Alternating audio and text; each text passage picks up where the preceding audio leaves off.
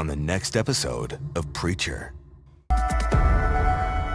Elle and Joel Reese Carrera, who guessed that the movie quote was 7. Here's the next one. Artex, you're sinking! Hi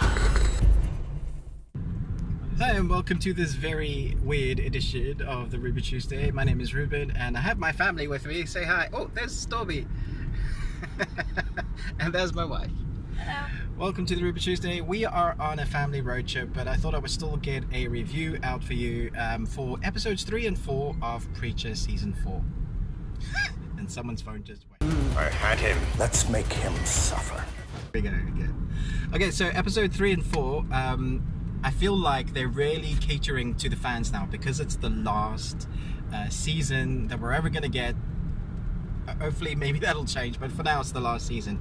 And so episode 3 is Deviant. We see the preacher having to deal with a bunch of deviants in a house, and it spawns probably one of the best fight sequences I've seen on Preacher yet, one of the most goriest and quite creative. It's not on the levels of Daredevil fight sequences, but the changes in aspect ratio of filming, there's 3 different types of filming type techniques within that one scene, which is fantastic. Just the one shot looks like you're seeing it from a doll's house perspective, and you just see this long kind of corridor wide shot. Even the structure of the house you get to see, which is amazing. And it's close combat, and the reason why I'm talking about this scene so much is that it just looks fantastic. The way they filmed it, I'm saying fantastic a lot, but it was really enjoyable. The way they filmed it, you really feel every hit and nail going into somebody's face and hammer going into somebody's jaw. And if you are easily gored out, you probably shouldn't watch this.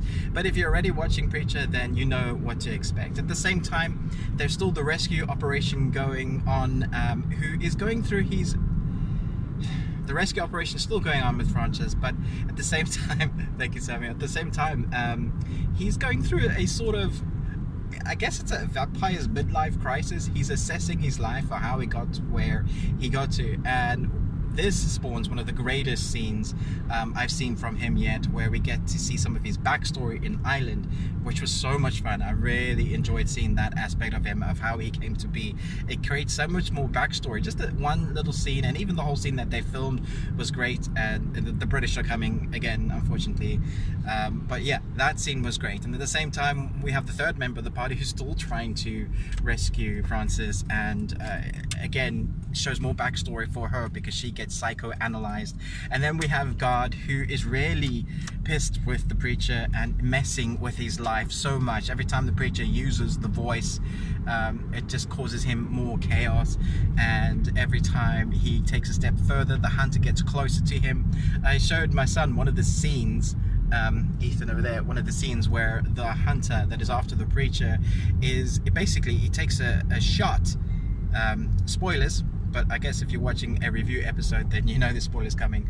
He takes a shot, he shoots it through the earth, and then somehow manages to travel from Mexico to Australia, and he's just there in Australia. This is what I love about Preacher. It's so mental and all over the place, but it's fantasy, it's dark fantasy stuff at its best. And if you've been on the ride for Preacher so far, then I think that you're gonna love these episodes, and I feel like they're giving everything they can to the fans now, because we're heading towards that end point. They haven't rushed the storyline, which I was surprised about, because normally when you get a last season, they just kind of want to chuck everything in.